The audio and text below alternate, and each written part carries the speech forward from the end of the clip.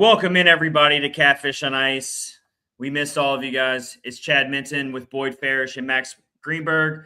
We have a full room of hosts here today, getting ready to talk about all the things that we have missed since our last episode, which was like 3 weeks ago. So sorry for the hiatus on that, everybody. But we are here, and we're ready to bring you an awesome episode. Max is rocking the new branded Titans hat, which before we went live, I asked him, how did you get your hands on that hat so quick? But Max, how about you tell the audience real quick? Yeah, so the other night, the Titans had their unveiling event of the new logo, the new jerseys, all of that. I was at the event. Admittedly, I didn't stay a ton of time because the Preds had a game against Vancouver I had to get back home for. But I stayed there for the most important parts where they obviously showed the new logo. They had a string quartet out there. It was cool. They brought players on stage. They had selling merch. I got this for the low price of $43 that night. Yes, everything was so priced, so heavy. I went that night thinking, I'm just going to wait for something to go down. I couldn't help myself right then and there. But yeah, a new era of Titans football has begun with a new rebrand, new logo, new uniforms. Nice. I like it, man. I like the mix of paying homage to your your old roots, but also holding on to the Titans logo. It looks good. I didn't like it the first social media post I saw. I was kind of a little pushed off by it, but I think it was just the actual image. But when I see it on merchandise and when I see the uniforms, I'm all in. My biggest issue was it's pretty elementary, but let's be honest, there's a ton of elementary logos in the NFL, some much more elementary than this one, so it could be a lot worse. Yeah. I mean, some of these logos look like Microsoft Paint, from the 1999. The Browns logo is a literal helmet. I mean, how much more elementary can you get than that? Exactly. Boyd, how you doing, man? You're rocking the Vandy. I'm Vandy. Me and Boyd we're all in one here on that one. And yeah, buddy. Boyd just literally reminded me going into because I didn't get a chance to watch. I guess Vandy just beat Florida in the SEC tournament. I did watch them beat the Tennessee Vols for the second time in less than 2 weeks. So that's always fun because the whole big bro, little bro. That's what Vandy and Tennessee fans. That's the little fun jabs that they are sending at each other these days, is calling each other little bro. So Tennessee fans every time you tell a Tennessee fan that they're a little bro, they immediately screenshot the all-time series record in football, which it's like that's their only comeback. And Vandy fans, I think a lot of the Vandy fans, honestly, are trolling Vols fans. They know they know it gets them worked up, so they call them little bro. And I think the little bro tweets are going to be flying off the shelves tonight from Vandy fans to Vols fans. But yeah, so Boyd, how you doing, man? Man, I'm doing well. It's a beautiful weekend here in Nashville. The weather's good. The prospect of having my Saturday night ruined by a bad hockey game is not on the table. So, we get to save that for tomorrow. But yeah, man, doing great. Just happy to be back on the airwaves with you too. Yeah. We had an episode scheduled last week. Life came up. Don't want to get into that stuff because we're here to talk about positive things. But the beautiful thing is we're all here together, and we're bringing you episode 291 of Catfish and Ice, presented by DraftKings. We're part of the Hockey Podcast Network. If you're watching live right now, please hit subscribe. If you're watching later, hit subscribe below. Throw us a comment. Facebook as well. We're on live. And we'd love to hear from all of our amazing and knowledgeable fans and opposing fans as well. But so since we've been off the air for a few weeks, we have a lot to get into. We're going to try to keep everything as structured as possible. But as you know, everybody who've watched these episodes, we go on tangents and off ramps all the time. But that's what makes it fun. But I think what makes most sense, guys, is talking about okay, so the Preds have been in this proverbial speed bump that they can't get over. They've been around 5 to 1 point out of the wild card race since early December. They can't get over that mental hump. They finally had a chance to at least do that, mentally speaking. and they blow a 3-1 lead inside 5 minutes to go against one of the worst teams in the league. They get an overtime point, but we're in this spot now where the teams they're competing against have games in hand on them, first of all. And second of all, the time's running out, obviously. And I want to get an overall. Let's open the episode up tonight by talking about first the debacle, what went wrong there, but also what is the mental capacity of this team now that the trade deadline has passed. They are what they are. They didn't sell like everyone thought they would sell. They moved some very predictable free agent contracts that nothing was really that big of a surprise to me. Nick Blankenberg was a big one, but we'll talk about that a little bit. Come on now. No. But may we present you with a fresh new Ryan Ufko. Yes, that's yes. true. So let's open up the floor with Max first. Let's talk, Max, about, first of all, open up with the game. And what do you think the mental psyche of this team is right now? Do you feel good about it? Do you feel confident that this team is ready for this playoff push? Or do you think that, you know what, even though they're only 1 point out on paper, it might as well be a mountain to climb? That's how it feels. Max, kind of tell us how you feel about that. Yeah, as far as that game against Vancouver, obviously it really stings the way we lost that game, blowing the 3-1 lead with a few minutes left in regulation, and then losing in the shootout. That always really stings, and doesn't help that it brings back memories of a certain playoff game from a few years ago that was really, really, really devastating. But if you ask me about this game, it's not too surprising, honestly. I thought the Preds were outplayed for the majority of that game, honestly. First period was really bad. Second period is pretty good. Third period, I thought, for the most part, we did a pretty good job holding Vancouver to a few chances until that end. But when you look at it collectively, the Preds, they could have easily been down 3 or 4-0 at the end of that first. It was that bad. We got goals off a few chances. There was one fluky goal in the second period, which was a good Matthew Wood goal, but you can't deny it was a fluky goal there. I mean, yeah, we blew the lead, but really, in my opinion, the Preds never should have been in that position to blow a lead. I thought we were fortunate to be in that position that whole game. And so it's, it hurts, but it definitely is a little easier to stomach when I can just accept that I thought we truly did deserve to lose that game. As far as the playoffs are concerned, I mean, yeah, we're 1 point out and all that. And I'll say this, I don't really have an issue with the mental side of things. I think the team is honestly, because we knew that once the Michael McCarron trade happened, right in the middle, before that game started, and when the Cole Smith trade essentially happened during that game, he took that 3-second shift and went off the ice. That obviously was a huge thing for that team. And the games, they still held pretty well in that Columbus game, and they lost, blew out Boston, had good energy against Buffalo, I thought, then came back fine against Seattle. Yeah, blew that lead against Vancouver. I really don't think it's a mental thing. I think this team has honestly persevered pretty well in the wake of the moves being made. I think the biggest issue, if anything, is kind of what I've been saying for a while. I just think they're ultimately just not a very good team, and that's fine. And especially now, with having to play. I'm not saying that these kids are bad or anything, but, they still have a lot of experience. And when you go to the playoffs, I'm sure if the best part about if we make the playoffs is, getting experience for these guys. But I'm not sitting here expecting this team to go on any run or anything. So basically, I'm really totally indifferent on whether or not this team makes the playoffs. If we make it, cool, good. If not, then I didn't expect it anyway, to be honest. So here's my thing on that. I'm going to push back a little bit on that, Max, just in the sense that I actually think that what Barry Trotz is thinking right now is that he played both sides of the fence for sure.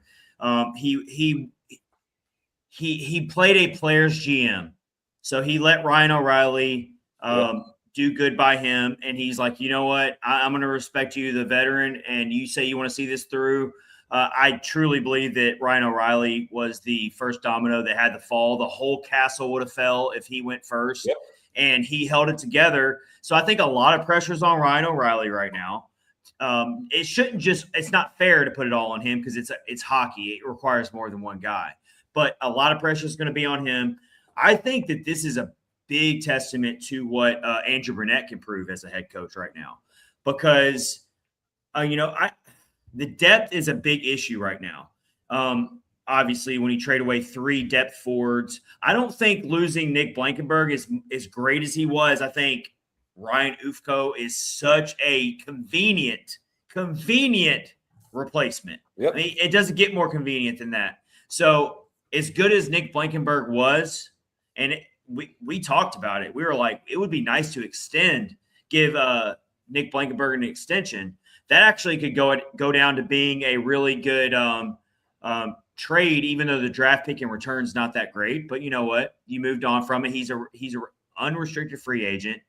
I think Trotz did a good job there. But regarding the mental collapse against Vancouver, I just think that this team has gone through a lot emotionally. You're going to have a lot of players who are figuring out how to win right now.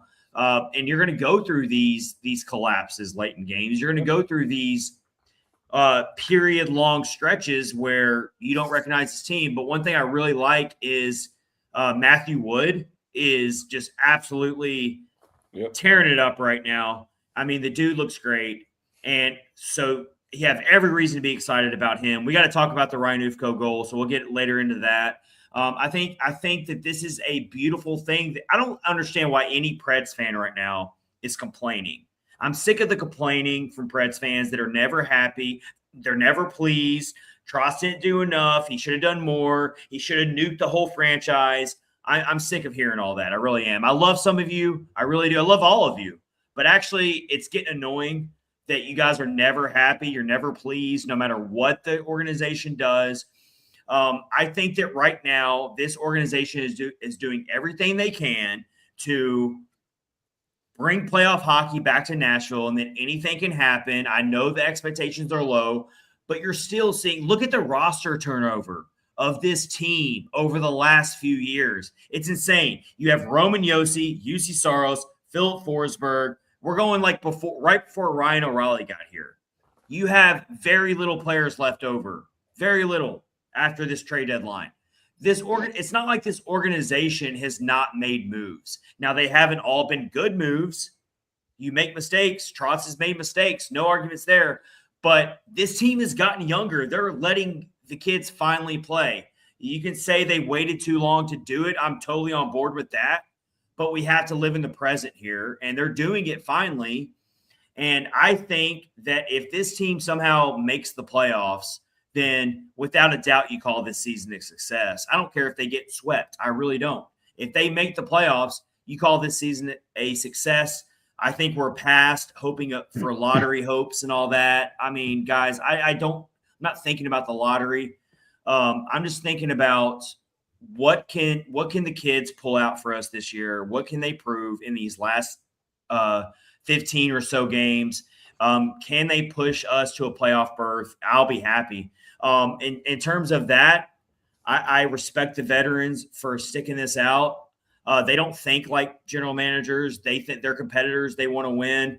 I threw a tweet out there. They got a lot of traction about how much I respect Ryan O'Reilly and how much he didn't want to leave. I got some pushback saying, oh, no, he wants an easy ride. That's why he chose Nashville. I couldn't disagree more. No. I think they think that Nashville is a retirement home and he just wants to coast. Oh, I mean, God. Okay. that's where I'll be like, okay. And I'm not saying everyone feels that way, but I have gotten tweets about that. And I'm just like, it could be even more. I think it's the opposite. I actually think he's choosing the much difficult path. He could have pushed his way out. He could have said, you know what? Thank you, Nashville, but I want to be traded. And Trotz could have done it.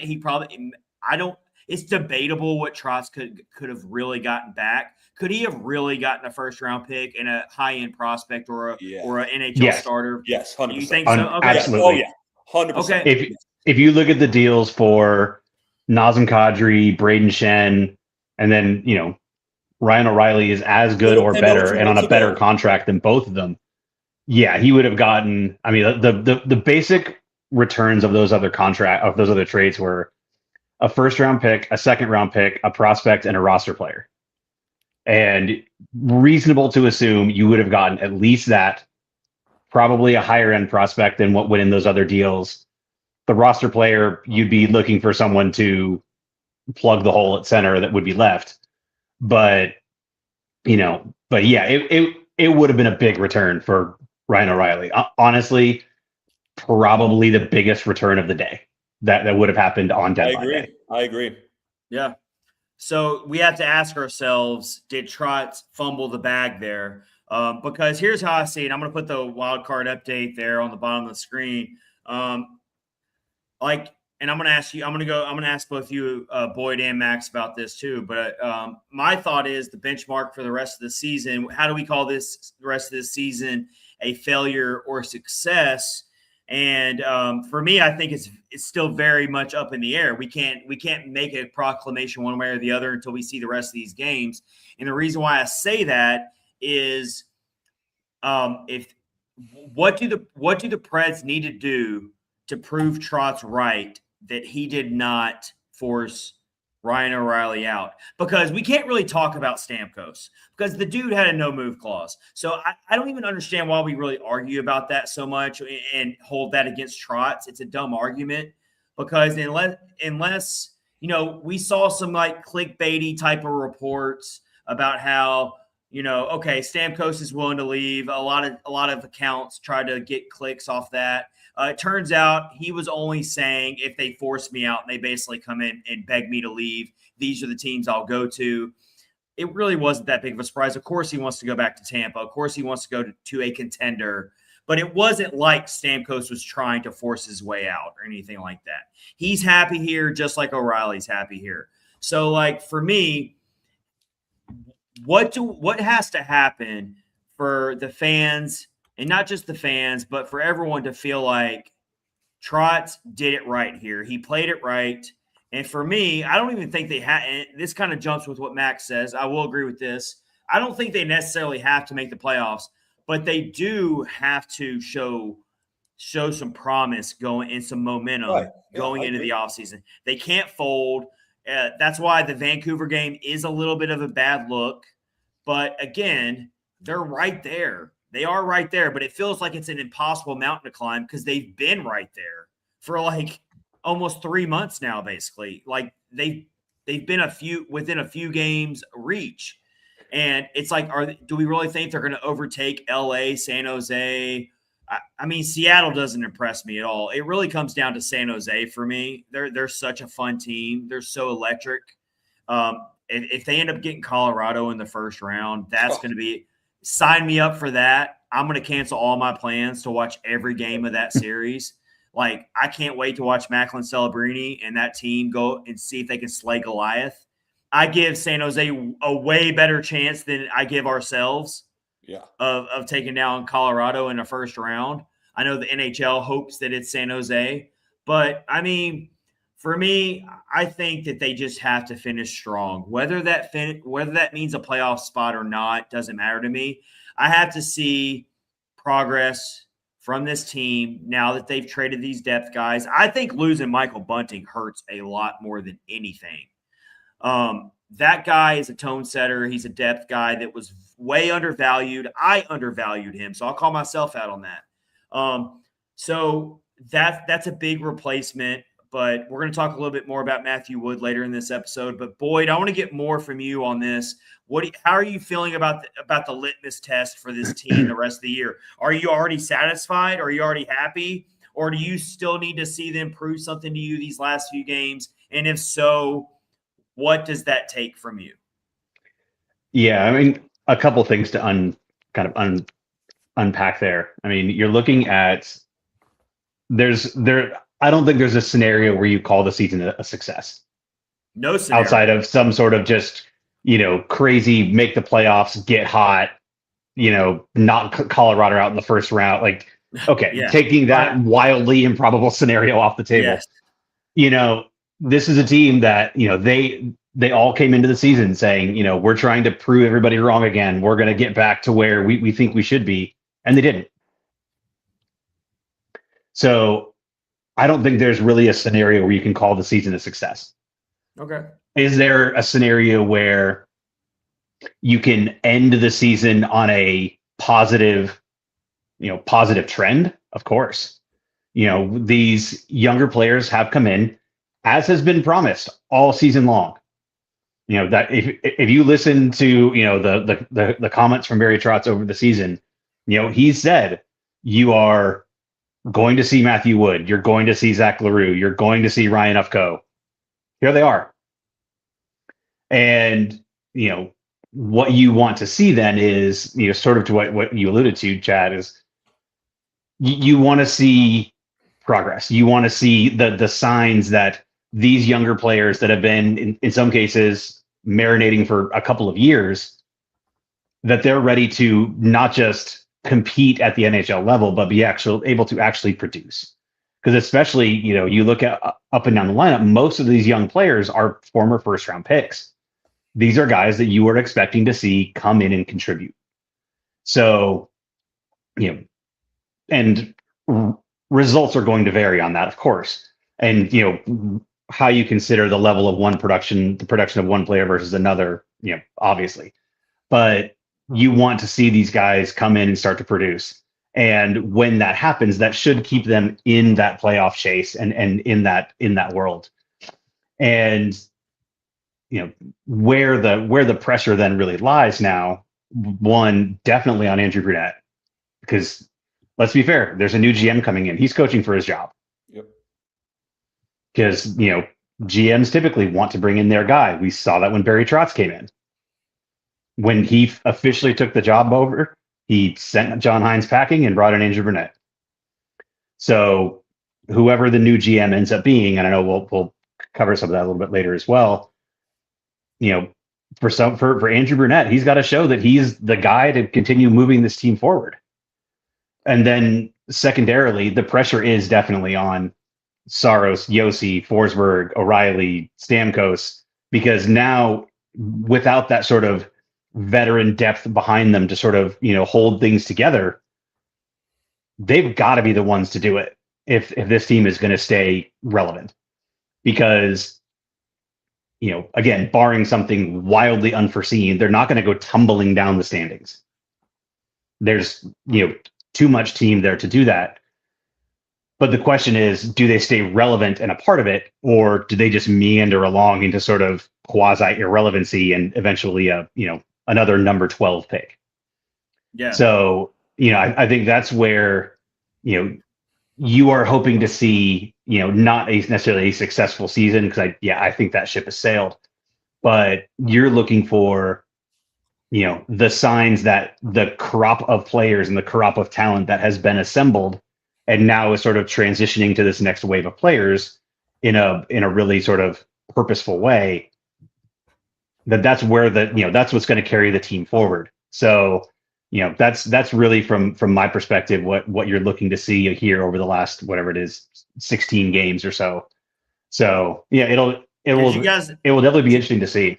Did you guys see this from NHL Rumor Report? Mm-hmm. Mm-hmm. Yeah. So I want to unpack this a little bit. So thinking about when you get a new management, all bets are off. Things can change, including your top players could be traded. Like, you get a whole new vision in the front office, and crazy things can happen, including trading your captain away possibly. And so this is for all of our listeners who aren't watching on YouTube or Facebook. This is the post we have on the screen right now from NHL Rumor Report via Pierre LeBrun of The Athletic, a leaked source, which I hated all these anonymous sources because who knows what that means and if that's even a real person. But we'll still read it. A leaked source suggested keeping an eye on Roman Josi this summer if the Predators under new management decide to deepen the rebuild. And here's my thoughts on that.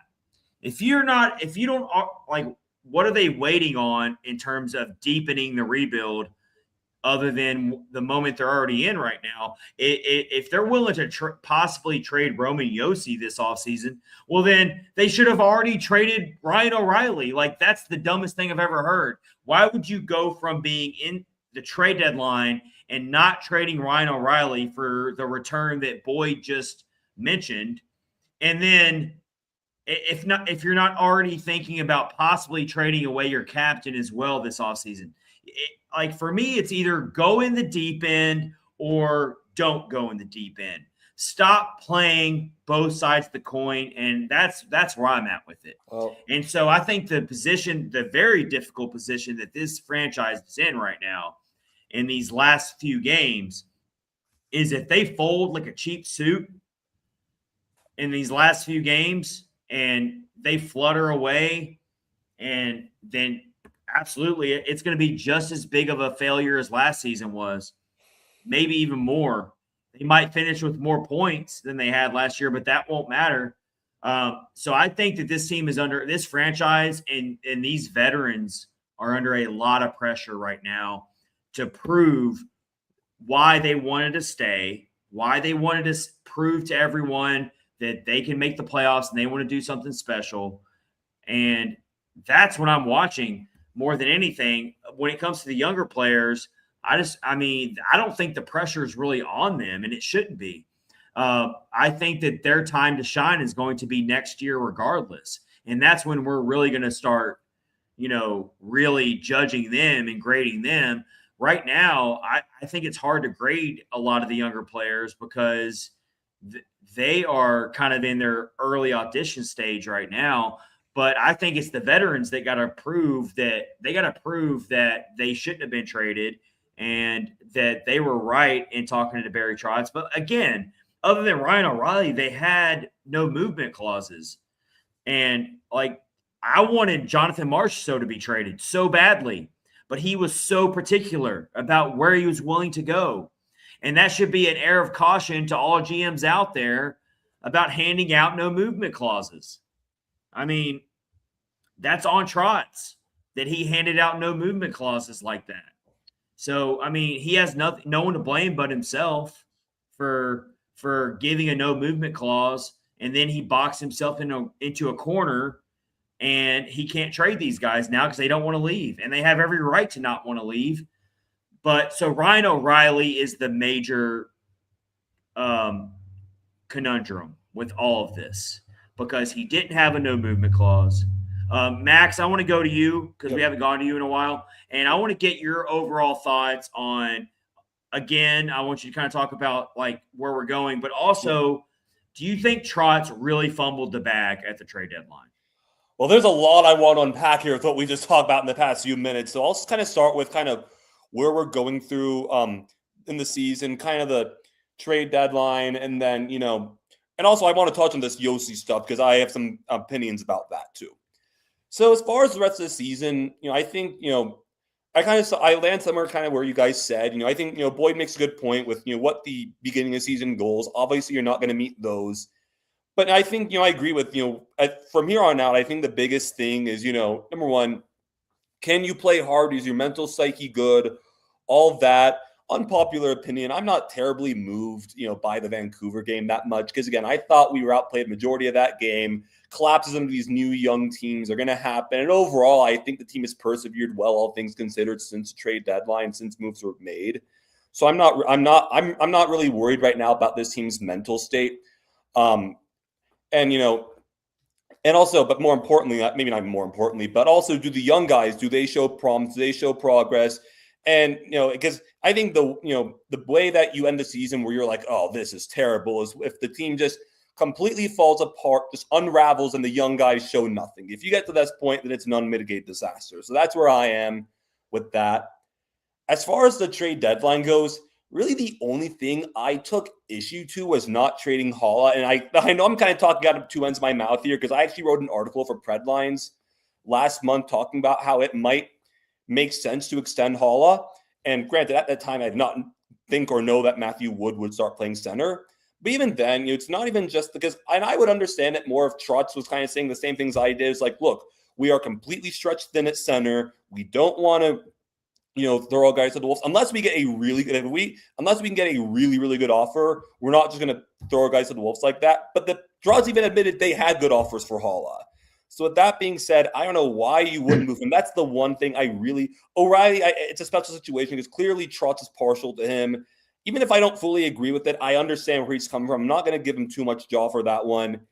Yeah, I might Hey, have real done quick, Max, I'll let you finish. I want you to keep going, but real quick, let me just get in on that Holla thing for a second, and I want you to respond to this. Okay. So, if the Preds end up trading Holla, let's say it's a good offer, Okay. whatever it is they get in return, would you agree that that means that they are officially waving the white flag on the playoffs at that point?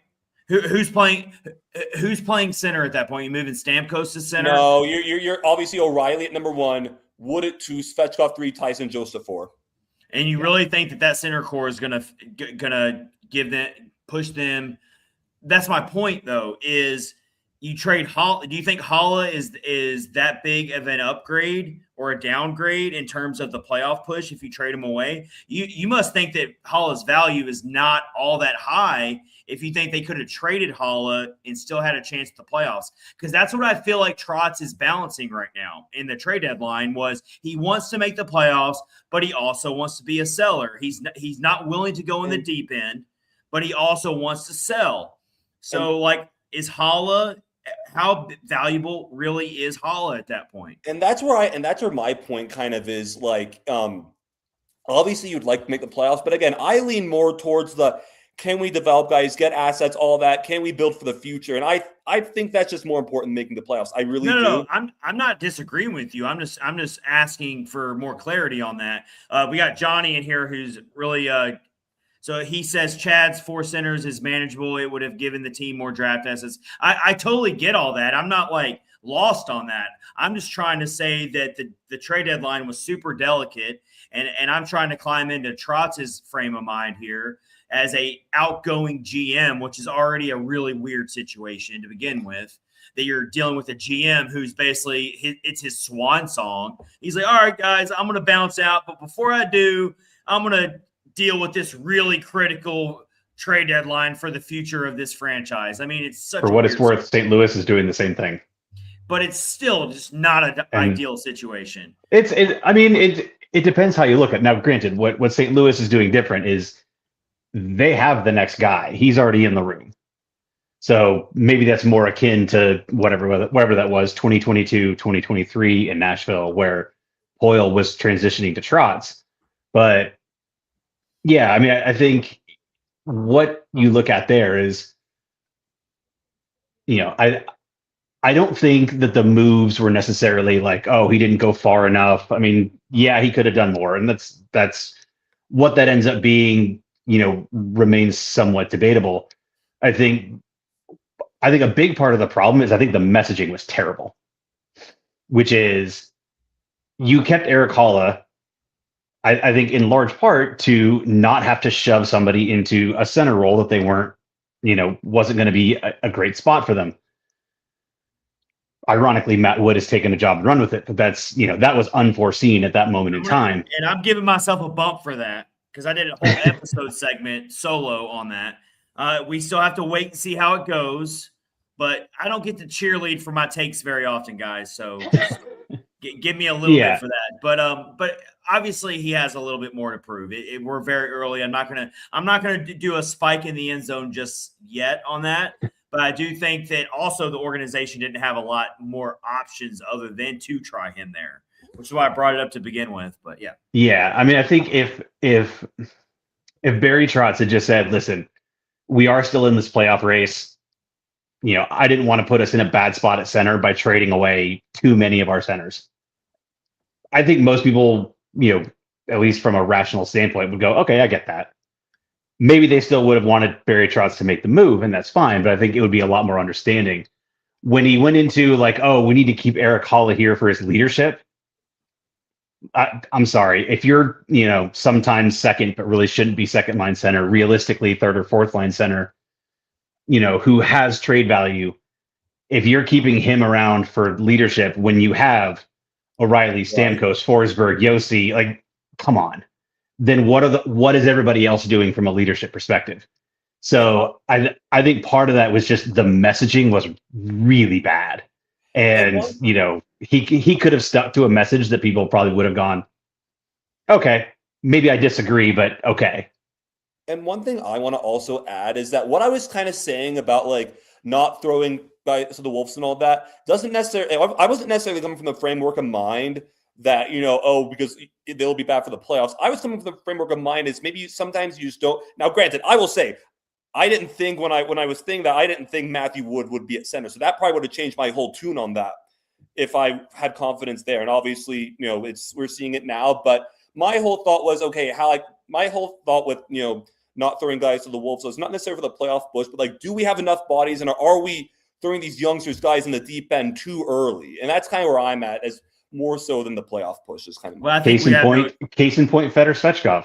Yeah, he played half of the season at second line center and had 9 points. But what? He wasn't ready. And let's kind of center our focus more around that in the next segment here in episode 291 of Catfish and Ice. Hold on. I still hadn't talked about the Yossi thing. Okay, go ahead. Go ahead.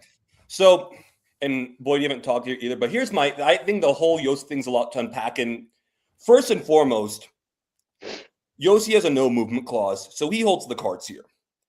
Second of all, this whole thing, the way I look at it, is really about doing right by Roman Yossi.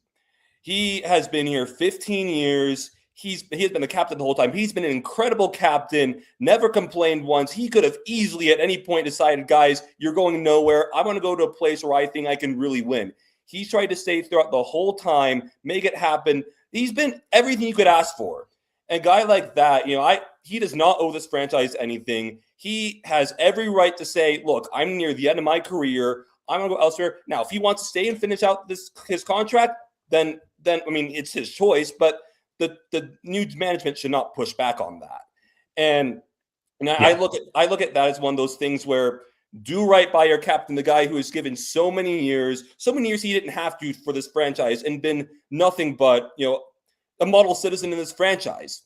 And another point I want to talk about is, Chad, you were making a point about, how it makes no sense for, wanting to keep Ryan O'Reilly, still think about trading Roman Yossi. That obviously I agree there. You have to remember, though, this would be under new management. And you can't, look at Trotz's moves and think that translates to a, new management group. Whatever new management decides, it's a whole clean slate. No, yeah, I get that perspective for sure. Which again, I think is why Barry Trotz really, to some extent, hesitated to make those moves now, and really wanted to give, the new management, whoever that ends up being, the ability to control kind of that portion of the destiny.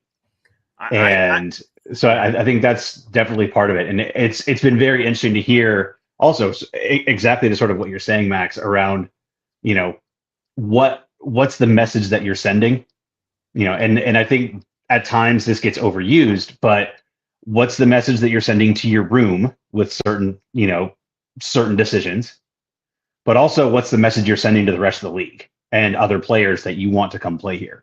Yeah. And, when Trotz traded Ryan McDonough back to Tampa, that was a message to the rest of the league that was, listen, you come here, we will treat you the right way. We will do right by you. Yep.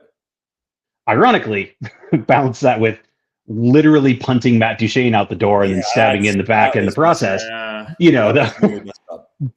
was also a message that probably wasn't so good. But I think a similar thing with what's going to happen with, more immediately Ryan O'Reilly, Steven Stamkos, as we get into the summer, but also you can lump Roman Yossi into that. That is, having a conversation with those players that says, listen, you see the direction this is going. It might take us a few years to get back.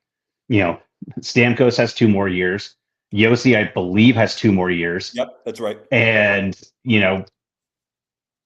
I'm going to give you the option. If, we're going to keep going down this road, maybe we'll hit on a couple of guys. Maybe Brady Martin and Igor Surin come in and just light the league on fire. And, having those guys around still has value and they would still want to be a part of that. Maybe they don't.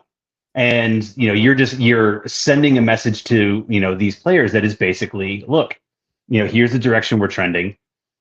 If you would rather take that opportunity to go chase a cup somewhere else, let's work together on that and have this happen in an amicable fashion and not not be the New York Rangers basically punting Jacob Trouba out the door by saying, if you don't accept this trade, we're basically just going to Yeah, waive let's you. not go down that route. Yeah, they like do that anyway, because Yoshi is a no move, so you can't place him on waivers anyway. But I get what you're saying. Yeah.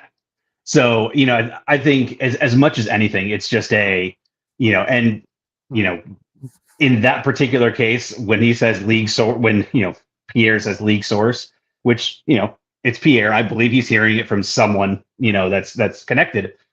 That league source may be coming from 501 Broadway. Yeah. And they're, quietly putting that message out there to say, listen, or it might be coming from Yossi's agent for that matter. And so all of these things, just kind of come to, how are we as an organization, framing this path forward, and how are we setting that up? We're giving guys the opportunity to sort of choose their own destiny, so to speak, which ironically they have anyway contractually, but it's working with the players in that sense, and what it's trying to send as a message to the league, and to the rest of the players is, we want to do right by players and take care of people. So, and it also, I think, for the next management team to come in, it now gives them a little bit of leeway to say, we've already thought this stuff through, so now if it happens to come out in, middle to late June that Roman Josi might be open to moving to waiving his no move clause, it's not going to be earth shattering. Like, yeah, we already heard about that. That might be a thing. So it's a lot of these like quiet table setting moves that just give you options and make the options a little more generally tenable to, the world out there. Let's say hi to Joel real quick, leaving a comment on Facebook. Says, hey guys, I think we as fans are in a wait and see mode until there is a new GM. Who knows what the future looks like? That's a good point there. And that's honestly, like, for me, like, it's hard to get like too worked up, but like the trade deadline, and even though like what I said about Hala and like the rest of the season, because like change is coming and we know it, so it's a clean slate until we figure out what else is going on. Yeah, I think we're in such a gray area right now as a franchise. Hey, Chad, I think you lost your mic, buddy. You got me, guys? I hear you. I hear you. Oh, I don't. That's weird. Boyd, do you hear me? I hear Max just fine.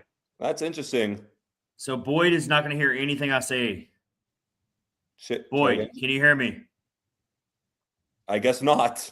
Boyd's not going to get to hear any of my awful takes. How are we going to make it through this?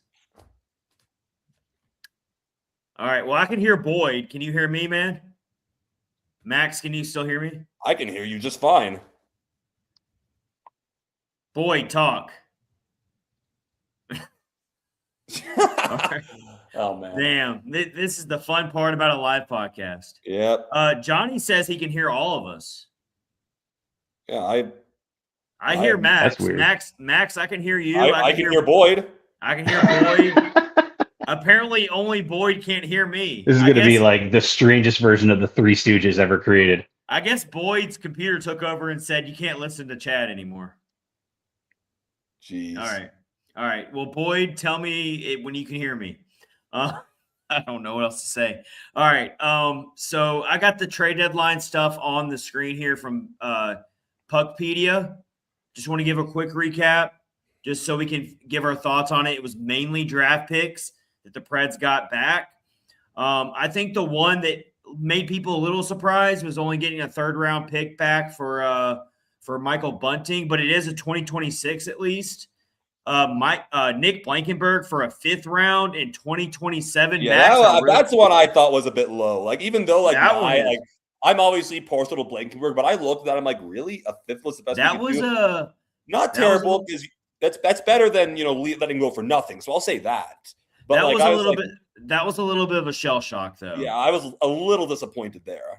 Then how about the Cole Smith trade? I mean, third round pick in 2028, so you got to wait a long time for that one. And a prospect, even just getting top 100 picks for Smith and McCarron is a win in my opinion. Well, so yeah, McCarron, you get a second round pick, but again, these are picks that you have to wait a long time before you're ever going to see anything on the NHL level. Well, one thing I'll also say, and I was talking to Johnny, he made a good point, is like I'm pretty sure we already have picks in like 2025, 2026, those years. So it's good to kind of send them down so you balance them down the line. So down the line, the pipeline, you got more assets to play with.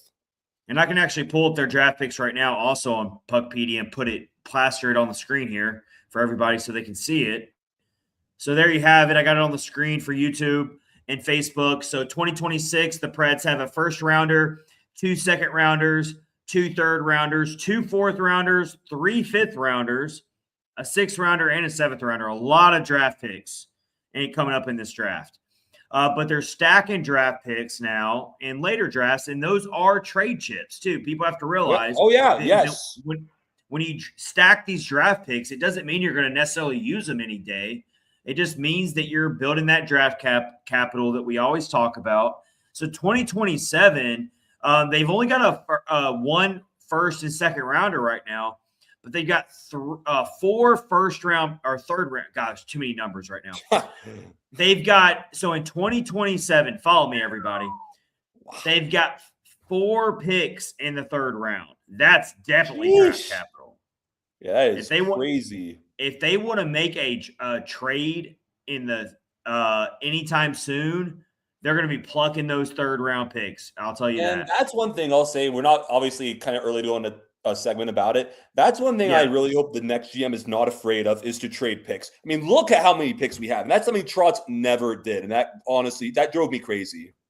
Look at all these different logos you're seeing on the screen, everybody. This means these are via other teams in trades we acquired.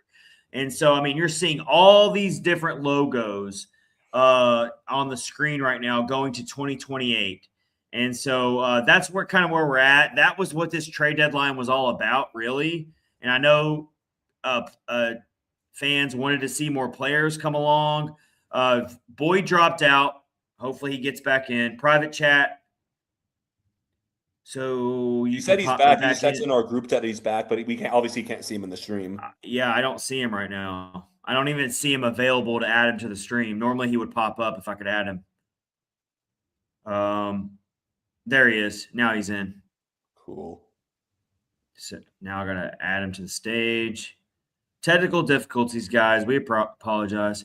Boom. Hey! That was the weirdest thing that only Chad cut out of audio. StreamYard hates me. It's okay. Apparently doesn't like me very much today.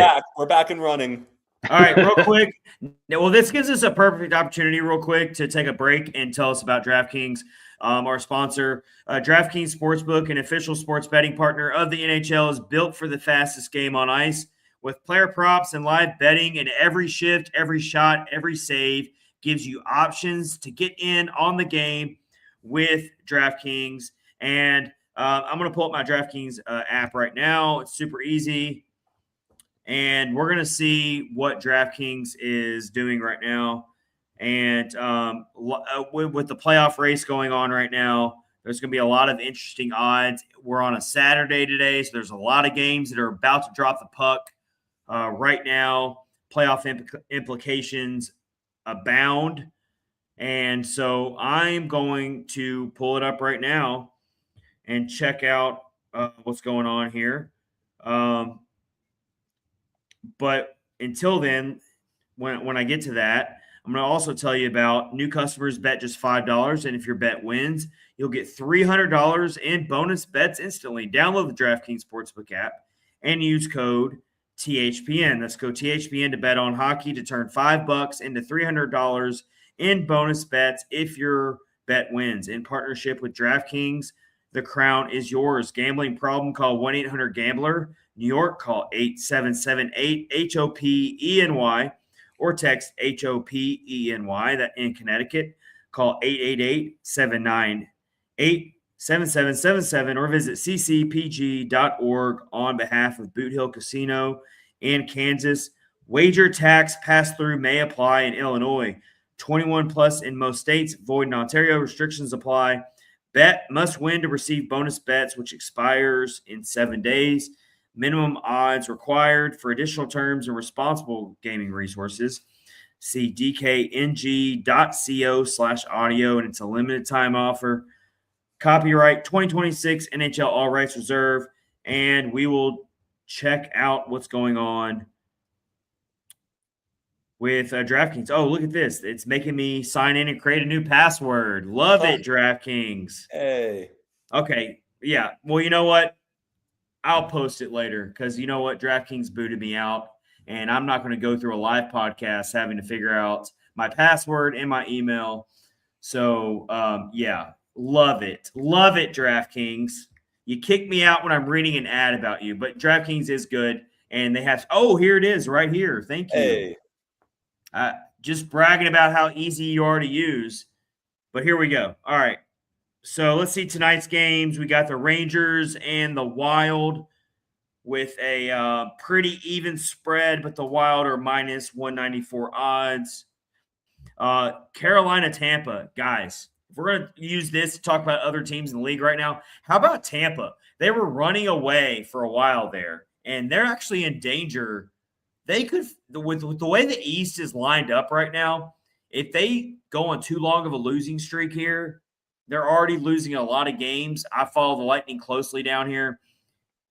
They are suddenly in a really precarious situation. It would still take a lot looking at the standings, but yeah, I mean, it's not impossible. Well, the East is so stacked. I mean, it's so deep. Yeah. It's like you can't afford a losing streak in the East right now. There's not a lot of wiggle room. But they got the Carolina Hurricanes tonight. It's a really close spread right now between those two teams. So that's a really fun matchup to watch tonight.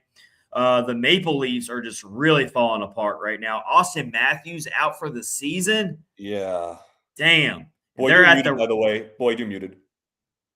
They're at the what Red an awful hit. Yeah, that was horrible. They're and at a the joke of a ruling too to suspend. I assume you guys saw the quote that Austin Matthews' agent put out. I haven't.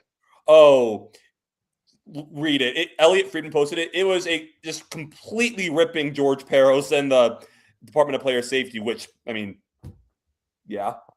That one was bad. You feel terrible for really Austin Matthews. And then, really bad, yeah. You know, the other part of that conversation going right now is nobody did anything. I saw that too. Yeah, nobody. The only person that actually got in a fight was their 20-year-old rookie later in the game. Like, it's bad, man. I did not stand up for your captain. Yeah. Like, so Toronto's at Buffalo tonight. Buffalo heavy favorites. I mean, Buffalo is just on such a heater right now. Scoreboard watching for everybody today for Preds fans. LA at New Jersey.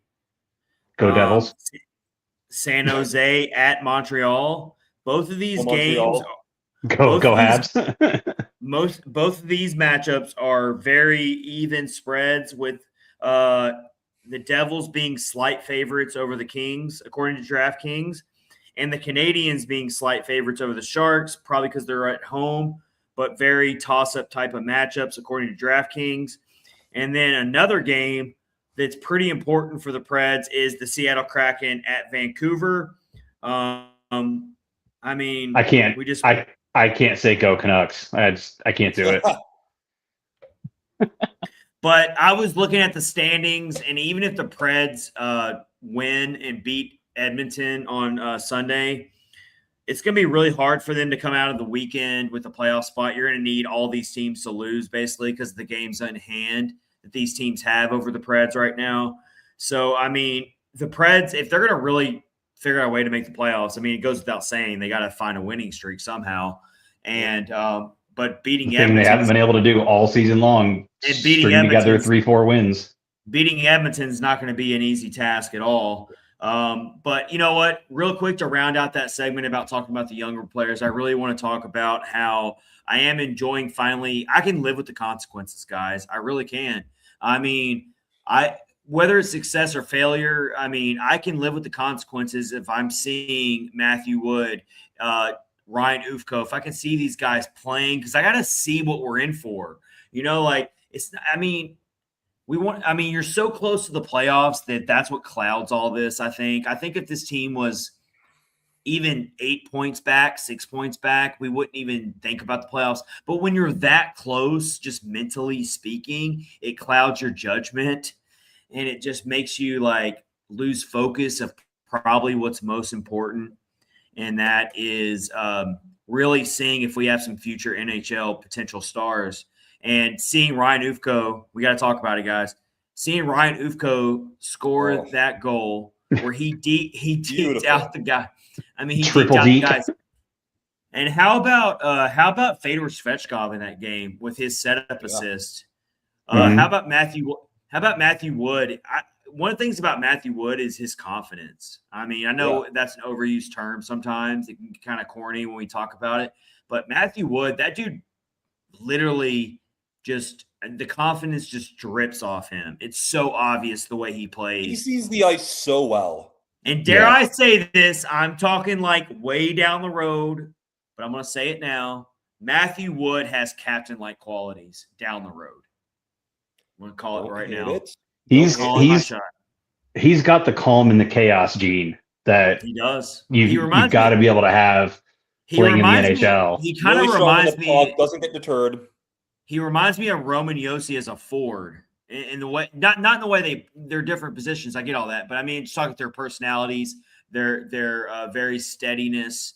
Like Matthew Wood is my main player I'm watching the rest of the year. Obviously, I care about watching him and what he does more than any of the veterans. I mean, it's pretty easy for me to say that. I'm not even really focused on UC Saros anymore at this point. I mean, I would love for him to go on a heater and kind of put the team on his back. That would be a beautiful thing to see. He's been much better since the Olympics, I'll say. Oh, yeah, and he had a great Olympics, obviously. I mean, he nearly took Finland to the gold medal game. Yeah. So, I mean, this franchise is in a very interesting spot right now. But let's use this opportunity to talk more about the future of the GM search. And Boyd, I know you have a lot of knowledge on that, and then we'll go to Max. But what are you thinking? I've heard Brendan Shanahan as a very popular, trendy name.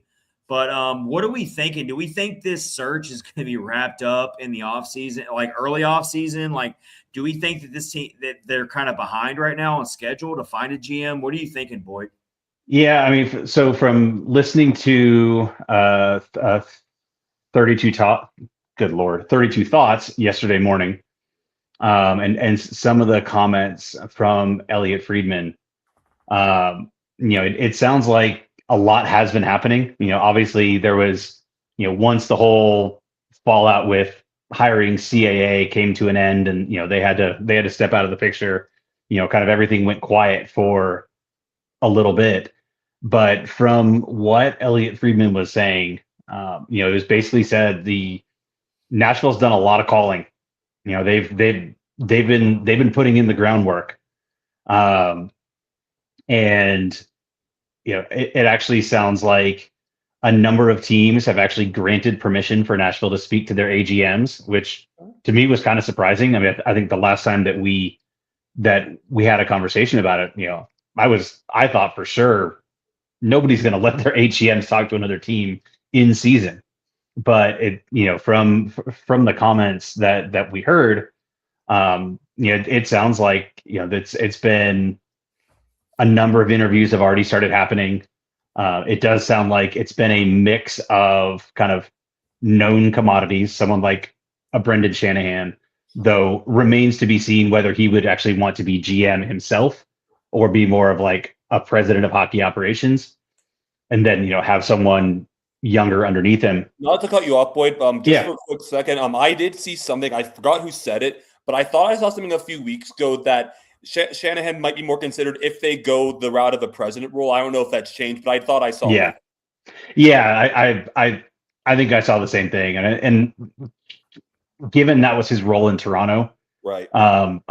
Even though all the decisions ended up kind of going through him anyway, but yeah, it's interesting to see. So I think from the comments that Elliot Friedman made, it's been a mix of kind of known commodities, guys who are former GMs, or just former top of the front office personnel, and some lesser known younger personnel as well. And Johnny, I think I saw the same, that the assistant GM in Florida, who was just named the next GM of USA Hockey for the upcoming World Cup or World Championships would be a very interesting person as well.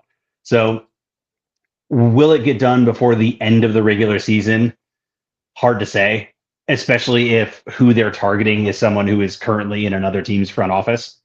But I would say at the very least, they're going to have a really good idea of who they're bringing in before the draft. I think that's got to be the plan, is to get someone in there ahead of the draft. Not to spend too much time dunking on Toronto today, and not pull a Toronto and Kyle Dubas, Brad Treliving thing where you bring him in a week before the draft and he's not able to sit at the draft table. But I think they want to have this handled so that, whatever this path forward looks like, you have the people in place to be able to kind of move that process forward, because, not just the GM or a GM and a president of hockey operations, like a lot of decisions have to get made. Are you keeping the existing assistant GMs? It's a big decision, especially right before the draft, because that's, who's in charge of your scouting department, who's in charge of your, player development team. There's a lot of things that go into that beyond just filling the person in that seat. So, you would really have to think that decision, they're going to want to have that done, I presume before the end of the playoffs. Yeah, and circling back on the whole Ryan O'Reilly trait, it would be really nice to be given that new GM an extra first round pick. But looking at 2026, you're also handing that new GM a player with no trade protection, who's still going to be a hot commodity for a lot of teams. He still have a year on his contract. Like, exactly, if he ends up finishing the season, close to 70 points, which assume that's about where he's going to finish, you're still going to get plenty of calls, and you're still going to get a big, you're not losing, it's not like he's going to go from getting, high draft picks, high prospects to being worth a 4th round pick. He'll still be very, very valuable, though. Like, I do not disagree with a lot of people that said this year was probably the most value he'll ever have. And you're looking at it right now. I mean, the new GM likely is going to have a 1st round pick, 2 2nd round picks, which is really nice to have that extra 2nd round pick. In the next 3 drafts, they have 33 picks. Yeah, we were talking while we were while we were waiting for you to come back, Boyd. Me and Max were talking about that. How many draft picks from other teams that they have acquired in the next 2 drafts. And it's pretty amazing. So the new GM is going to have a lot of stockpile when it comes to that, which is going to be good to see. And then use those things to move up, or trade for other young players that are on the amazing. So many options. Right before you got back, like, the one thing I really want, like, maybe not the one thing, but one thing I really want to see from the new GM that I really was kind of disappointed we didn't see from Trotz is he was never wanting to trade those draft picks. Like, never move them. Let's trade those a little more. Let's answer Joel's question here. Is it a foregone conclusion that they hire from outside the organization? No. I personally think it would probably be a mistake to hire someone inside the organization. I agree. Unless, my personal opinion would be, of any of the 3, it could be Jeff Kelty. I don't think it should be Scott Nickel or Brian Boyle. And if he comes in and just blows them away with a plan to, grow and develop the talent pool, and, has a really forward-thinking vision, I mean, okay. But, as long as those 3 assistant GMs have been inside the building, if you're trying to chart sort of a new and different path forward, it would be that would be a hard sell to say that, someone who was brought in by David Poile, was kept by Barry Trotz, is now taking over that role. Yeah. So do we actually, I want to answer this question. Do we actually think that Trotz butchered the trade deadline? I don't think he did. I think he didn't have as many options as people thought. Obviously, Eric Hall is a big one that he could have pushed out. But other than that, I really don't know. With all these players with trade protection, I don't know really what else he could have done without those players fully signing on. And so I think he moved these contracts that he had to move. He did that, which is like the bare minimum. I get it, but like again, it's a weird dynamic where he's on his way out, and that it's weird. So for me, I think that this whole organization is in such a weird transition phase, gray area, that we're not going to be fully satisfied with anything until we get to the offseason and we see the new GM get in and we hear what this person has to say. I think right now we are stuck in this horrible influx situation with a playoff race dangling in front of us. Like, I mean, that's why we watch sports, though, ultimately, guys, is to see if a miracle can happen. And that's the carrot that's being dangled in front of us right now. And I'm still, I mean, like I said, we're all watching for different reasons. We all have different motives for why we believe or don't believe in this team, or why we're angry at this team or whatever. But for me, it's mainly the fact that I think that this franchise is about to go through a drastic changing of the guard, new era. I want to see the GM outside the organization without a doubt. I want to see if the players we have drafted in the last few years can actually be something special. And we can be a San Jose. We can be that type of team that's fun to watch, that's flashy, that might not be ready to win a cup right away, but they're fun to watch. The league's talking about us. No one talks about the Nashville Predators.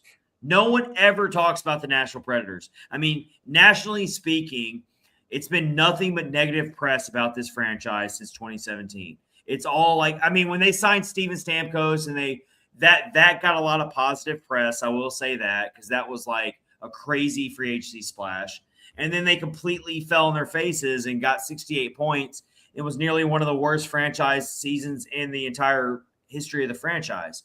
So it's like this roller coaster that this franchise has been on of mediocrity and making the playoffs. And how about the Vancouver series a few years ago? How they completely fumbled that. They should have won that series. So like everyone's just like, okay, enough's enough. Enough's enough. And then you see UC Saros, who's not trustworthy this year for a big chunk of the year. I think fans are finally, for the most part, ready to take the medicine and deal with it. But I do wonder, are the fans actually going to stick by this team? And that's kind of how I want to wrap up this episode, guys. I want to talk about, do we think that the loyalty of this city to this franchise is willing to go through worst case scenario of a actual true rebuild that this franchise has never gone through, not counting when it became an expansion franchise, because that doesn't count because they were an expansion franchise. No one even knew what icing was in those days, so that didn't count. But now that hockey is established and we have a fan base that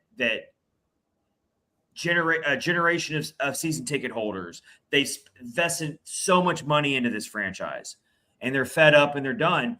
Are these fans going to be willing to stick with this team? I'm an old school fan. I'll go no matter how bad they are. Now, if tickets get to be so expensive that I couldn't afford it, well, yeah, that's every fan has a different answer to that based on their financial means.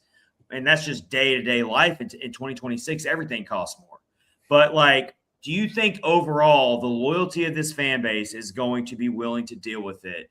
I'm very, very questionable about that. I'll just be totally honest. With a city like Nashville, with so much going on, I think we're going to see a lot of opposing fans in those arenas if the quality of this team goes down and they're not a playoff team.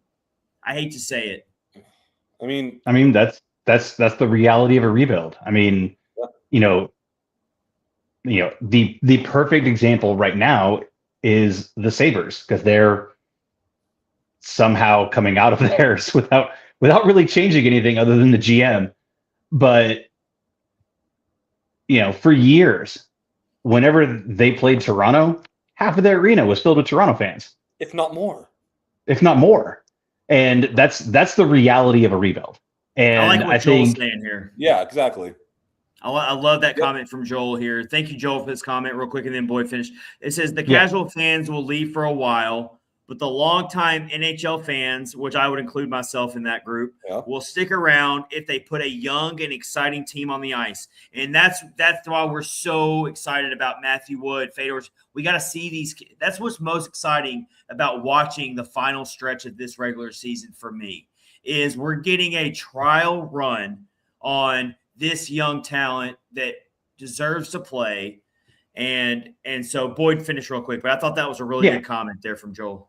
No, Thank you, Joel. it's absolutely true. I mean, and I'll sort of frame it in two ways. There's a comment I've heard used a number of times, and I don't know who said it first, but I've definitely heard Chris Johnston use it a number of times.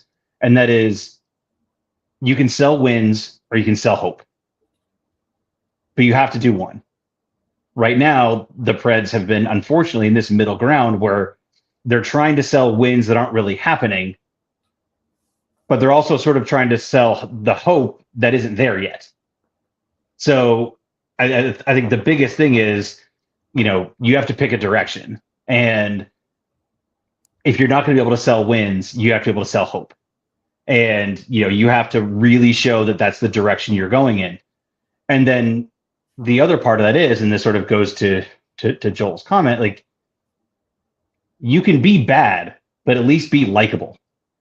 Like, the Sharks last year were terrible, but they were likable.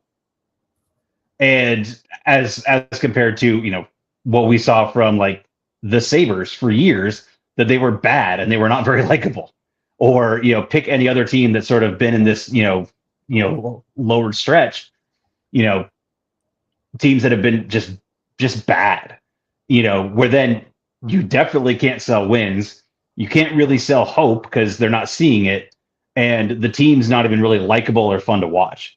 So I think more than anything, and I think this goes back to the trade deadline discussion as well, is, and I think what a lot of people want to see from, the new GM and where things go forward, is the commitment to a direction. Yeah.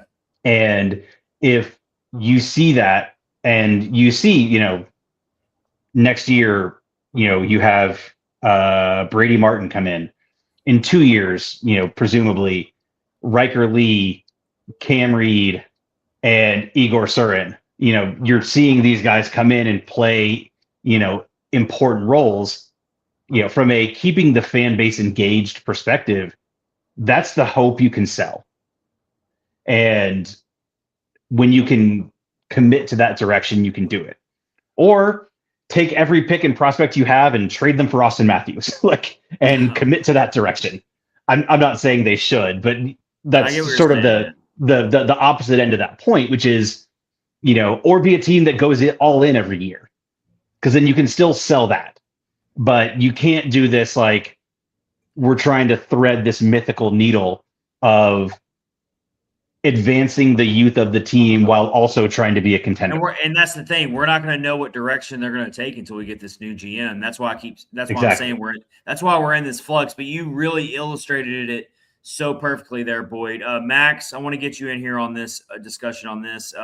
When it comes to fan engagement, if this team does go through a young prospect rebuild, and we're watching players like Matthew Wood and let's say Roman Josi or is traded or something like we don't know, but let's just say this team is about to enter some dark ages when it comes to do you think most of the fans will stick around and take the medicine and show up to Bridgestone Arena still? Or do you think we're going to go through a phase where, it's going to be like the early days where if we're playing any big team, then they're going to take over the arena? Yeah, a few things I'll add. I don't have a ton to add to what you and Boyd have said on this front, but I'll say that, anytime, it's always a thing in sports, when you're winning, you'll get the fans in the arena. People are going to want to come see it. When you're losing, not as much. And another thing to think about is when we talk about, fans entering, opposing fans in the arena, all that, maybe it's not quite to the extent that you're saying, Chad.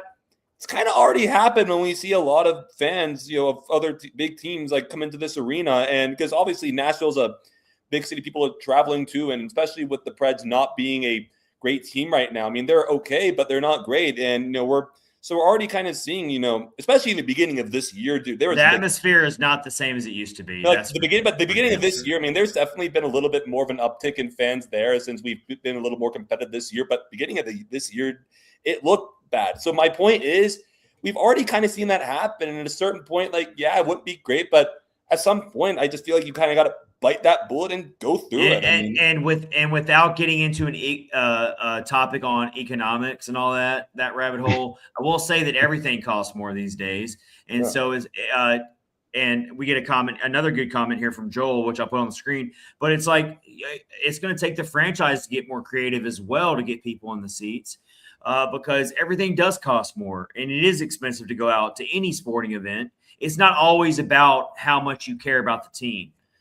Sometimes it's about, okay, sorry, Preds, but you're just not getting my money this week because I can't afford to pay for parking. I can't afford to pay for how much it costs to go to a game. And so franchises are going to have to start thinking about that as well.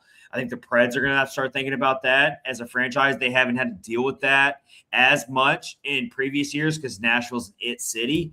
And if the home fans don't show up, then guess what? Someone's going to show up because Bridgestone Arena is one of the most premier hockey arenas in the entire league, and everyone wants to be in Nashville. And so, but at a certain point, you have to start catering more to your fans. And so I think that, for one, this organization desperately needs a superstar prospect or two to come in and just shake up this organization. And that's why fans want to see – that's why they shake their heads when they see this team win a little too much and they ruin their draft picks. But I do think that they do have some prospects who have some potential, maybe not to be a Connor Bedard type of superstar or Macklin Celebrini. I'm not going that far, but they definitely do have a handful of prospects who can put butts in seats down the road. I think Matthew Wood can start doing that. Let's talk about Ozzy Weisblatt and just how he plays a wrecking ball. And fans love to see stuff like that. So we have a really promising prospect pool right now that it needs a little bit more time to really prove it. That's why next season's really going to be interesting when it comes to that. I don't see a very active offseason from this organization in terms of adding a bunch of veterans and free agency like we've seen in years past. I think they're going to, for the most part, try to be pretty meticulous, maybe add a couple depth guys here and there like they're probably going to have to. But for the most part, I think that the new GM is going to have to, first of all, whoever comes in, the new GM, they're not going to have nearly as much pressure on them as at first, I wouldn't think. So they should come in and at least next season give an opportunity to see what the players we're already seeing play right now, see what they can do to start a season. Go into the season, let them play. We'll see what happens with like someone like Roman Yossi if something crazy like that happens in the offseason. I don't buy it. I don't think it's going to happen, but who knows? I think that what we're seeing right now is for the most part, is going to be a pretty similar lineup to what we might see to start next season. But of course, Brady Martin has something to say about that, and a few other prospects. But yeah, I think that the guard is finally changing. I really do. I think that we're going to be a younger team from here on out, and you're just kind of stuck with some of these older contracts. That's what you're stuck with right now. If come October, the top three centers in Nashville are Wood, Martin, and Svechkov, like that's a reason to be excited. Yeah. I would be totally okay with that. Yeah. I would totally be okay with that. And, going into next season, what's the worst that could happen? You play these young players. You're not competing. You're nowhere near the trade deadline possibly, or nowhere near the playoffs, which, again, like that should – I mean, you always want to win. You always want to compete for a Stanley Cup. But, like, the worst that can happen, I feel like next season, going way out into the future, into the next season, is you've got Ryan O'Reilly to trade. You can possibly re-explore Steven Stamkos waiving his no-move clause or whatever. Like, I mean, you have options. So I think that we have to take our medicine. We're finally taking it as a franchise. And we'll see how long this could possibly take in terms of where we're at right now. Would it surprise me that much if this team actually makes the playoffs? It really would. It'd be cool to see some playoff hockey. I mean, we're already in it too deep now. They might as well make it. I mean, it's not like we're thinking about lottery hopes anymore. I mean, they're in it. They're here. They're 1 point out. They might as well go ahead and do it and give us some playoff hockey. But I'm not going to go into it with high expectations.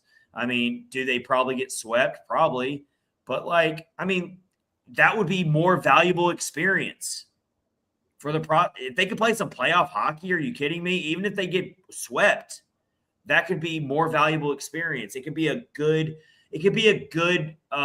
this franchise desperately needs something good to happen to it. And I know people don't like getting swept in the first round. That's not fun.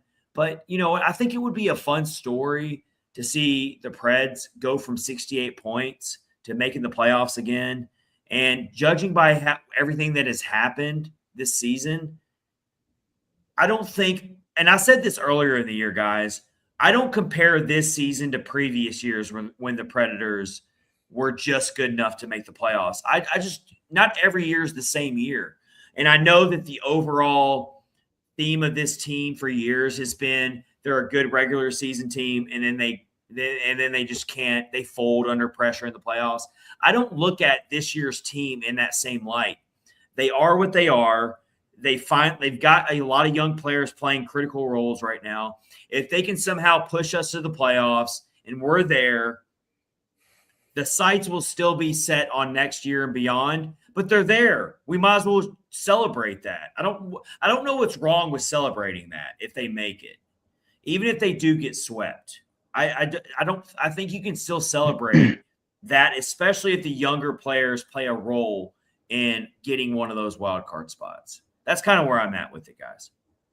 Yeah, I mean, if you're not to sort of the comment you've made, now that you haven't stripped it down at this moment in time, they could still later.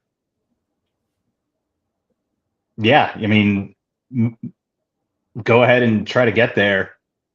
I mean, obviously that's what the players and coaches are trying to do. Meaningful games for the younger players in this roster, putting them in pressure situations. I mean, for better or worse, Petr Svechkov was on the ice in the closing minutes of that game against Vancouver. And that's so valuable. They ended up losing. They ended up losing that lead, but, and there's a moment there that he's going to learn from, which is that puck popped up in the air and he tried to swat it out. Instead, he swatted it down and it went right to a Canucks player. And then they scored. Yeah. And, that's the kind of things that, these guys, those moments, those decisions, that's where these guys need to learn, what is I don't think he made the wrong decision trying to swat the puck. Just swat it up. Don't swat it down. That's the kind of things where in a season like this, where you're not a cup contender, you want these players to go through that. That's where I'm at. Whether they get it right or wrong, you want them to go through it. You can't hide these prospects forever. You can't like Trotz has always talked about, well, we don't want to rush them in there. We don't want to, and I get that. I understand that whole mode of thinking, but eventually some of these prospects, you have to let them prove what they have. And I think that's what the rest of the season is going to show us, a little bit of that. And the beauty of it is this is a pressure situation. They're not just playing meaningless games right now. That's the beauty of it for me. It's not like the Preds are like 10 points, 12 points out, and the prospects are just playing to play. They're just like, oh, okay, this team is way buried. We got nothing to play for. Go play, kids. Go out there and flap your wings, have fun. No, these prospects have a chance to actually do something special and get this team back to the playoffs. So they're also feeling the pressure. And I think that's really good for these younger players to experience this, to experience a playoff push is really valuable for these prospects right now. So I love to see that. And I think it could really be beneficial to getting them ready for 2026, 27. So I think in that regard, if we're trying to find a glass half full type of approach or out view of how I feel about this season, that is one half full outlook that I can get from this is these prospects are getting very valuable, high pressure hockey games right now. Yeah, agree. All right, guys, we want to let Max do a Titans time segment. Before I do that, can I actually do this segment about the article I just wrote about O'Reilly and Evangelista? Yeah. The floor is yours, Max. You've been patiently waiting to talk, and we've been boxing you out, and so you have a lot to say over there. All right. And so you take the floor. It's all yours, man. So this article that I just wrote was actually originally inspired by a tweet that Boyd sent about 12 days ago, I believe it was now, where it talked about essentially the team really talked about Ryan O'Reilly and Luke Evangelista, and when they're on the ice together, how much when Evangelista would leave, that the team's numbers go down, even with Ryan O'Reilly on the ice. Well, I took this a bit of a step further, and because I noticed in the past week in the recent stretch, both guys have kind of gone cold. And the one thing I thought about was, they haven't been on the same line because like they've normally been throughout the year. And I uncovered some numbers that are pretty astounding, honestly. And I'll say a shout out to Boyd because he honestly helped me. He familiarized me with Natural Stat Trick. I really couldn't have written this article without him. I'm serious. But anyway, so just for some base statistics, since March 5th, when O'Reilly was out with his eye injury, and this was when O'Reilly and Evangelista, since then they've been separated. Evangelista has 1 point, which is an empty net goal. O'Reilly has only 2 points and their 2 secondary assists. So, which is okay. That's cause to obviously you can't just take the base stats and say, oh yeah, they're doing way worse.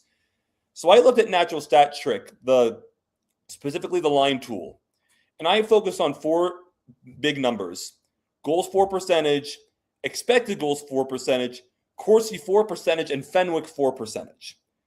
The first 2, goals for percentage, expected goals for percentage, pretty self-explanatory. For those of you who are not familiar with the other 2, Corsi for percentage essentially is a measure of a team's shot attempts for and against at even strength, while Fenwick 4% measures the same thing except for unblocked shot attempts at even strength. And I linked a website in the article that you can look at if you really want to get more specific information as far as how each metric is quantified. Generally speaking, though, anything under anything under or above 50%, I say, is pretty good. And generally speaking, these metrics tend to range towards between 40 and 60%. So they're pretty. There's not a ton of fluctuation really as far as like between 0 to 100%. What I found for the whole season when these guys have been playing together, O'Reilly Evangelista, the team is borderline dominant, and I'm not even overselling that, honestly. The Corsi 4%, when they're both on the ice, 59.12. Fenwick 4, 56.93. Goals 4%, 64%. Expected goals 4%, 61.94. In the past few games, when they have been separated, with just O'Reilly on the ice, the disparity is crazy. Corsi 4, 41.25%. Fenwick 4, 40.32%. I'm not done. Good goals find. 50%. Expected goals for with just O'Reilly on the ice, 29.27. Now, when you just put Evangelista on the ice, Corsi 4, and this is I'm just reading for the past 4 games. Corsi 4, 46.67%. Fenwick 4, 40.23%. Goals 4%, 40%. And then expected goals for 33.52. Now, when neither are on the ice, Corsi 4 is 43.48%. Fenwick 4, 39.09%. Goals 4%, which this is definitely a fluky number, 66.67%. But the expected goals 4%, which is much more indicative, is 46.08%. And there's some other nuggets in that article I put that as far as like, potential counterpoints people could have or caveats and all that. All to say, I promise you the numbers are really not lying. It is a huge difference when O'Reilly and Evangelista are together versus when they are not. I've seen it. I've watched it. I mean, it doesn't surprise me. Coincidentally, that aligns exactly because of the O'Reilly eye injury. That aligns exactly when Matt Wood was moved to center. Yep. Which that is not me saying that moving him to center was a bad decision, but in a lot of our conversation today was, one of the biggest tests of this stretch run is going to be coaching, and a lot of that comes back to lineup construction. And if you say Wood and Forsberg seem to have really good chemistry, keep them together. O'Reilly and Evangelista seem to have really good chemistry, keep them together. Now it's just, where do you put Marchessault and Stamkos, within that top six? So that's where, from my perspective, you're really looking at the coaching as much as the players. Yes, O'Reilly and Evangelista should be able to operate independently and be successful. But, when two players like that have, done so well together, regardless of what other shifts you have to make in the lineup, you have to kind of try to keep what works together. And a perfect example of that with a different team, at the beginning of the season in Toronto, Scott Laughton got hurt, like right at the beginning of the season. Fourth line center.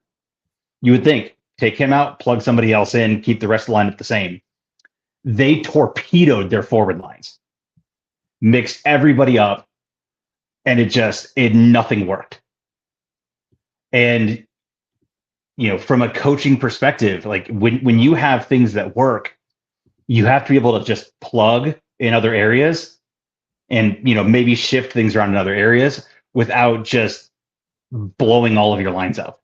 And I think it's a really interesting set of points that you bring up, Max. And when I look at that, I look at coaching, and you've got to be able to say, whether it's Stamkos, Wood, Forsberg, or Stamkos, O'Reilly, Evangelista, and Marchessault in the other spot, you've got to see that those tandems work really well together. And if you're going to try to win games, especially at this point of the season, you have to exploit what works, and not go through the line blendering the same way you might do in October, November, where, you've still got time to figure things out. Yeah. Yep. Good points there, Max. I love that you dropped all those. I mean, I didn't realize all that. I mean, I can go off eye tests, and I can tell you that O'Reilly and Evangelista are, I mean, they play really well, but that also makes you think, like, okay, if they would have traded O'Reilly, that could have also cratered Evangelista a little bit. Yeah, absolutely. But Boyd also makes a really good point that we're talking about two players that shouldn't be mutually exclusive to each other. So it's a good point on both ends, but those are numbers that you just dropped, Max, that you just absolutely can't deny. Right. And so that was pretty eye-opening right there. So thanks for sharing that. That was awesome. So yeah, I mean, I guess we're just going to wrap up episode 291 with this. I mean, we'll see how this playoff race goes. I mean, I know people still laugh at the thought. Can we still get a Titans time? I'm sorry. Oh, yeah. See, this is me getting off point. Real quick, last Preds note, just real quick. So, yeah, they're at 67 points with 65 games played. Their issue is that every team they're going up against, or except for LA, who's got the same amount of games played, they've got games in San Jose is the big one. They've got 2 games in hand over Nashville right now, and they're at 68 points. Nashville's at 67. So as we keep on saying, Nashville's going to have to get a winning streak going. But I am pretty certain, guys, that Nashville and San Jose have some head-to-head matchups coming up. They do. Actually, within these last, 16 games, they play crazy. each of Winnipeg, who's, not that far behind Nashville. Winnipeg, Seattle, LA, and San Jose. I think they play each of them at least once, if not twice. Yeah, so there's a lot of 4-point games coming. I got the schedule pulled up right now, and then we're gonna go to Max for Titans time to wrap up 291. But just because I got the schedule opened up here, so they play Edmonton tomorrow on Sunday, then Winnipeg on the road, then they come home. Wild card impacting type of games. They still got to play. They play Seattle at home. They play San Jose at home. Then let's go to April real quick. This is where your playoff push starts, right? Or, I mean, it starts now, but you get what I'm saying. April jumps off the screen. On the road at LA Kings. On the road at San Jose. On the road at LA Kings again. And then they play San Jose at home again. I mean, those are your games right there. Those are head-to-head games that can change whether you make the playoffs or not. I mean, they play Anaheim a couple times. They play Utah, which Utah is far ahead. So it's all about the wild card 2 spot at this point. You're not making the wild card 1. But the wild card spot nobody seems to want. Yeah, exactly. Looking at the remaining schedule and those head-to-head games that are still remaining, the ball is still in your court, Fred, so we'll see what they can do. But let's go to Titans time real quick, and then we're going to wrap up 291. All right. So I'm not going to – obviously, there's a lot going on with the Titans right now. I want to touch a little bit back on the rebrand. Not going to spend too long on there because we already talked about that. But obviously, the Titans kind of began a new era, new logo, new uniforms. Love the uniforms. I thought – I originally was not like – I kind of talked beginning of the episode. I was not a huge fan of the logo, but once I kind of took a step back, I realized – a lot of teams are kind of like that with elementary style logos. And I think the TriStars are a nice touch to the Tennessee state flag. Let's ignore the fact that they're kind of misaligned a little bit. The flame's gone. Yeah, the flames are gone too. But I'm okay with no more flaming thumbtack. No more. Just the TriStar thumbtack this time. Yeah. just the TriStar thumbtack. But I mean, ultimately, the uniforms are insane. I love the uniforms. And there's last thing I'll say on the rebrand and new uniforms. So the Titans will also have, I believe it's just for this year, another uniform called the Nike Rivalry Edition. I know some teams did it this year. If what I saw and what I hear might be, which I've heard, it looks like it might be like a Navy jersey that says Music City on it. If it's what I saw, it's going to be, I just love it. It's going to be insane. So really cool things coming with Houston fans are salty right now. Oh, well, I get it, but I also love it for the Titans. So in other news, water is wet. So Houston, I truly understand Houston, where you're coming from. I'd be pissed if I were in your shoes too. You're stealing our legacy. We're the Oilers. I get but it. But it's my team. I get the rewards again. I can still. And sorry, but the ownership moved into Nashville, so you can take it up with ownership. It's still the same franchise. I understand where you're coming from, but it's my team. Real quick, before we move on from the rebrand, let me just say, here's why I think I'm being unbiased here, even though I'm a Titans fan. They would have legitimate beef if we were not – if it was a franchise that didn't move from there and wasn't originally the Oilers – you can be salty all you want that the franchise moved. I get that. But it's still the same franchise. And this franchise still has a right to pay homage to what they were. It's not like this is an expansion franchise or a team that popped up and they're stealing the Oilers brand. It's still the Oilers. All the record books, it's the Oilers. Warren Moon is in the record books for the Titans. So, you know what? Get over it. Yeah. All right, go I get both sides of it, but again, my team, I benefit, I can celebrate. Whatever. Either way, what I want to get more into now is, so obviously free agency has happened. A lot has happened in the past few days. So kind of first, I'm not going to go totally in sequential order here. I do want to talk. First of all, yesterday, the Titans cut L'Jarius Sneed. Truly one of the biggest disaster trades and signings that's happened in Titans history. Not just the way he played like 12 out of possible 34 games, horrific, but just kind of the way he acted during the whole time. I remember there was a game this past year against the Texans where obviously he was going to cover Nico Collins, and he was asked about it. Then he's like, who? Kind of just doing the trash talk. Then he gets burned by Nico Collins in the game and just completely blows off a question about it in that post-game press conference. Also at the end of the year, didn't take questions when he said he would. Don't want to go too far, but I'll just say I'm not going to miss L'Jarius Sneed. I'm glad that experiment is over.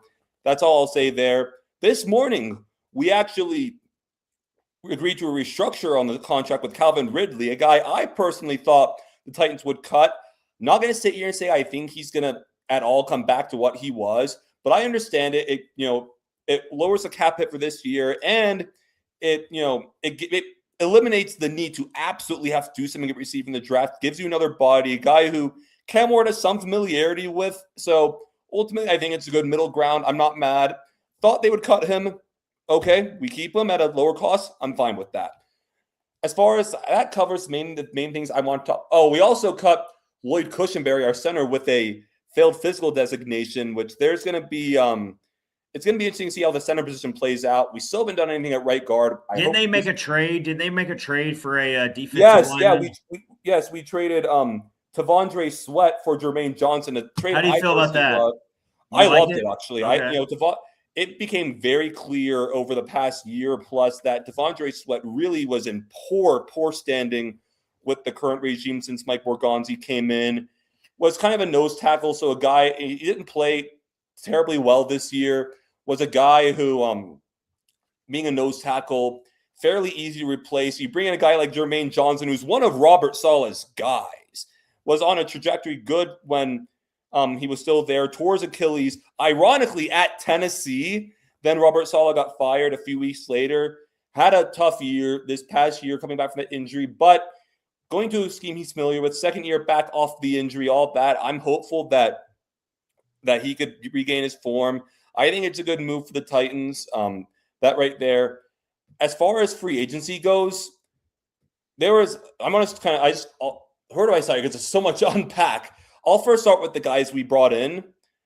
The biggest contracts we signed were John Franklin Myers, one of Robert Saleh's guys. Alontae Taylor signed him to a big deal as well. Trying to think, what were the big moves that we made? What else did we do? We signed Cordell Flott, another corner from the New York Giants. Really good move. Wandale Robinson. What do you say? Wandale Robinson, the receiver as well. Wandale Robinson, one of Brian Dable's guys. Even Cordell Flott, who wasn't connected to Saleh, was coach. Brian Dable was his head coach. Again, two different sides of the ball. I'll say, one thing is, a lot of these contracts, there were some big money deals, and there are definitely some of those deals, especially the John Franklin Myers and Alontae Taylor deals you look at, and you're kind of like, that's quite a bit of money there, and it certainly has potential to go wrong. But one thing that's so apparent in these moves right here is familiarity. The Titans have gone for so many guys who have familiarity with Saleh, who have familiarity with Dable, Wandale Robinson, and also stuff such as durability, guys who are healthy, and just guys who are legit. When you go to free agency, it very much kind of felt like Grant Carthon was. It very much felt like Grant Carthon was out there kind of trying to acquire this or this guy because he's good and he's available and all of that. But it seems very tactical with what the Titans are doing with their current guys, where they're bringing guys who they can depend on to stay reasonably healthy and are legit scheme fits. I mean, it's also amazing to see that like Robert Saleh's the kind of coach that, let's say, he brings guys with him. All his guys are coming back, and it's just really great to see these guys being brought in following their old head coach. One other thing I want to bring up too, even back end guys like Solomon Thomas, a guy who's not going to be a stud or anything, but again, Robert Saleh loves him and he has familiarity with his scheme. Even someone like Mitch Trubisky, backup quarterback, Daniel Bellinger, backup tight end, who is going to be like, both Trubisky and Bellinger have familiarity with Dable. Even Austin Schlottman, who that's another thing I'm going to say. So I talked about the center position a few minutes ago. It very much looks like, by all accounts, from what I've seen, the moves the Titans have made, all that, they seem very high on Jackson Slater, who was a 5th-round rookie last year out of Sacramento State. And it very much looks like the Titans are going to let Schlottman and Slater compete during training camp and see who wins that job. So, overall, I'm not saying that I think every one of these moves that the Titans made is going to work out. But again, just the fit familiarity and, scheme fits and guys who you can expect to stay reasonably healthy, durable, all that. Clearly, the Titans are being strategic and have a plan with this free agency that's more than just saying, oh, let's sign him because he's good, he's available, and he fills a need. So I really like what Mike Borgonzi's doing here. Well, that's good to see. Because as we've seen with the Preds, going out and signing the stars does not always work out. Yeah. So, yeah. All right, good stuff there. All right, so both of our professional sports teams, not counting Nashville SC, I know they're sorry, soccer fans, don't get mad at me. But yeah, both the Titans and the Preds are going through big phases right now where they're trying to get back to their former glory.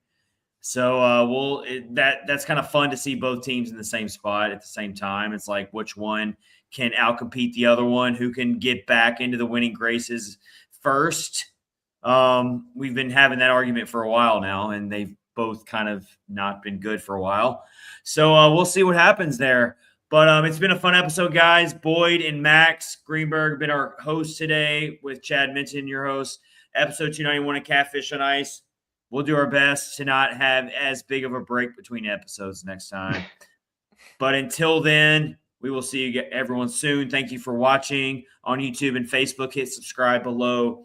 And we hope to see you soon. Enjoy your weekends. Take care, everybody. See you guys.